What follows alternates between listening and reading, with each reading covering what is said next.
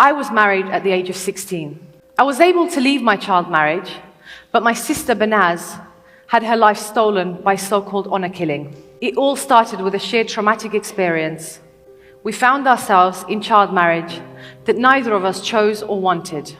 My father came to me and he started to talk about marriage. I laughed it off because I thought he was joking and I didn't really understand the concept of marriage. But from that moment, my father changed. He became very cold towards me and I felt like he didn't love me anymore. And then it all happened so quickly. He told me to sit down, pay my respects, and don't speak. I didn't really know how to behave because all my life my family had said, don't talk to boys and don't look at boys. Yet all of a sudden, they said, here is your husband. So the wedding arrangement started and we went shopping for jewelry and the wedding dress. But I wasn't into any of that. I found it so disgusting.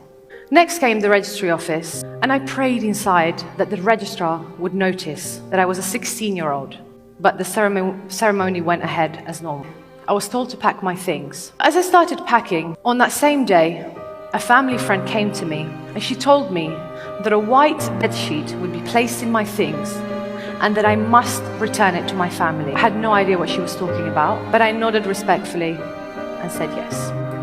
And after the wedding, we were sent off to a hotel. In the hotel, I sat on the bed, and this man who was now my husband, just talking at me. I didn't really understand anything he was saying. His vocabulary felt so grown up. He placed his hand on my hand and he tried to kiss me. And I flinched in fear, naively saying to him, can we please be friends? But he snapped immediately and he threw everything at sight directly at me. I grabbed a pillow to cover my face.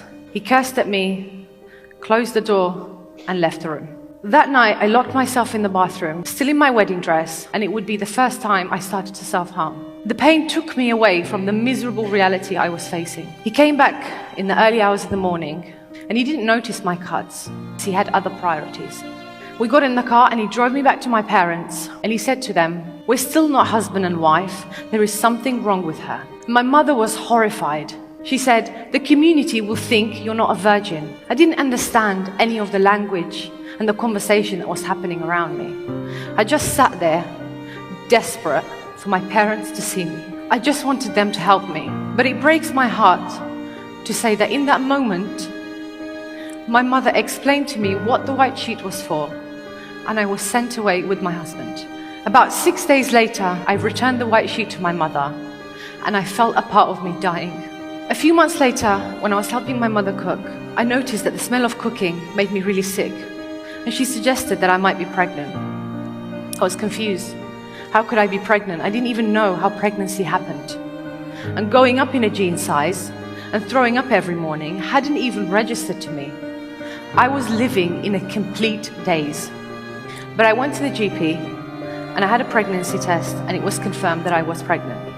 My immediate reaction to the nurse was, I don't want his baby, can you please take it away now? To which she replied, well, maybe you should have thought about using contraception. The nurse knew that I was 16 and that I was married. My family were absolutely ecstatic at the thought of their first grandchild. They told me that having this baby would make me love my husband. I had no idea what I was doing, but I knew the ugly truth in which had led to this pregnancy, and I couldn't bear a physical reminder of this for the rest of my life. So I had an abortion. See, I never accepted the marriage. I was so desperate for him to say, I don't want you. And under all this pressure, I found it so difficult to continue with my education. So he gave in. He said he would divorce me, but on one condition, that I accept all the blame because he wanted the community to know that I was a bad wife. Of course, I'd done nothing wrong, but I took the blame just so I could get out. For the 2 years that I was married, I asked desperately to be divorced, but both him and my parents would never allow it. 3 long months into Banaz's disappearance, the police found her body in Birmingham. My sister had been murdered for leaving her child marriage. Childhood up to 18 should be a time to learn, to grow, and to pursue your dreams, not to be married and raped. It is all of our responsibilities to do something about this. Child marriage must become a crime.